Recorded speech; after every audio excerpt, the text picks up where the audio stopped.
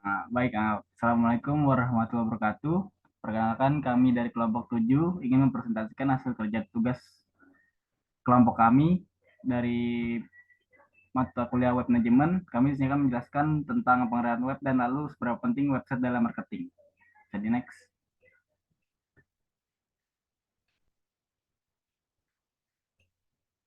Berikut adalah nama anggota dari kelompok 7 yaitu ada Dika Pridharma, Andriana Laurencia, Lulu Fionalita, dan Tiara Nirmalasari. Yang pertama di sini ada pengertian web. Web merupakan sebuah sistem yang dinamakan informasi dalam bentuk teks, gambar, suara, dan lainnya yang tersimpan dalam sebuah internet web server ditampilkan dalam bentuk HTML. Selanjutnya akan jelaskan teman saya Laura. Baik, selanjutnya di sini saya akan menjelaskan mengenai seberapa penting website dalam marketing. Jadi tentunya aspek marketing ini eh, membutuhkan website dan website ini memiliki eh, fungsi yang penting ya dalam marketing. Jadi dalam digital marketing menjadi salah satu bagian yang inti nih website itu dan juga merupakan salah satu dari strategi pemasaran digital. Karena website ini berfungsi untuk sarana pusat informasi sekaligus berinteraksi dengan pelanggan ataupun bertransaksi dengan pembeli. Adapun beberapa alasan mengapa website ini disebut sebagai sebuah bagian dari strategi marketing.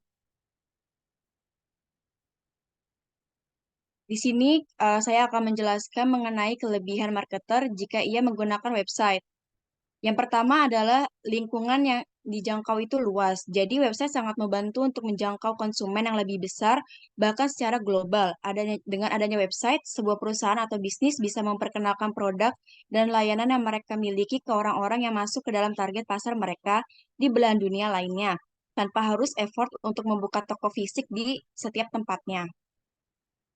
Selanjutnya yang kedua adalah cost efisien, di mana dengan adanya website, maka biaya yang dibutuhkan untuk melakukan pemasaran atau memperkenalkan brand atau produk kita itu menjadi lebih efisien ataupun murah.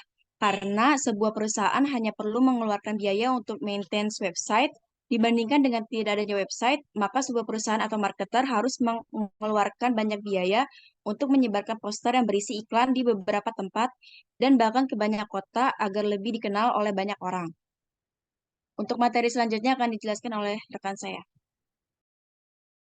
Baik, selanjutnya ada mendorong brand engagement, di mana strategi digital marketing ini memang menggunakan website merupakan upaya yang dapat mendekatkan kamu dengan para konsumen. Boleh di next.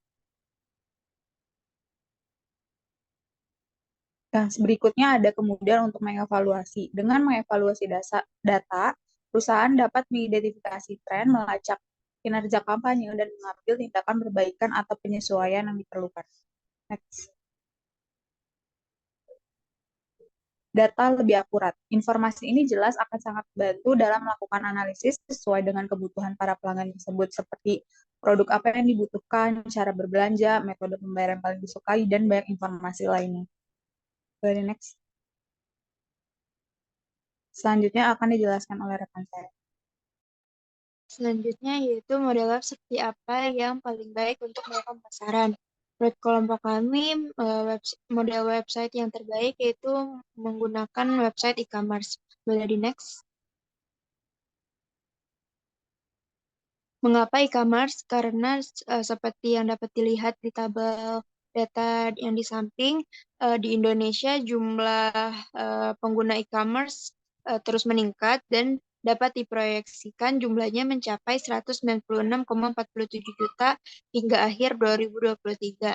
Jadi, menggunakan website e-commerce akan menjadi strategi yang bagus bagi para marketer ataupun pemilik bisnis untuk memasarkan produknya. Boleh next. Next. Selanjutnya ada beberapa pertanyaan. Boleh di next. Nah, di sini ada 4 pertanyaan dan saya akan menjawab pertanyaan dari Ananda Luciana Putri dari kelompok 4. Apa contoh platform web e-commerce yang menurut Anda adalah yang terbaik dan apa yang membuatnya unggul? Menurut kami, contoh platform e-commerce itu sebenarnya berbeda-beda, yang terbaik bagi setiap individunya sesuai preferensinya. Namun contoh website yang populer yaitu Amazon, di mana Amazon ini merupakan website yang website e-commerce yang sudah populer dan terkenal dari seluruh dunia. Dan keunggulannya itu dia mudah digunakan dan nyaman digunakan dan dapat mendeteksi kita akan mengirimnya kemana. Misalkan ke Indonesia, jadi dia bisa mengirim ke Indonesia. Next.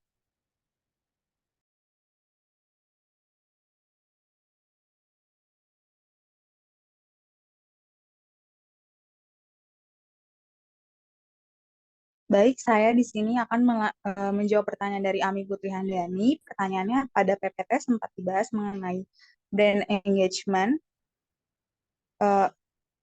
dapat menggunakan web. Tapi apa sebenarnya tujuan kita meningkatkan brand engagement lewat web?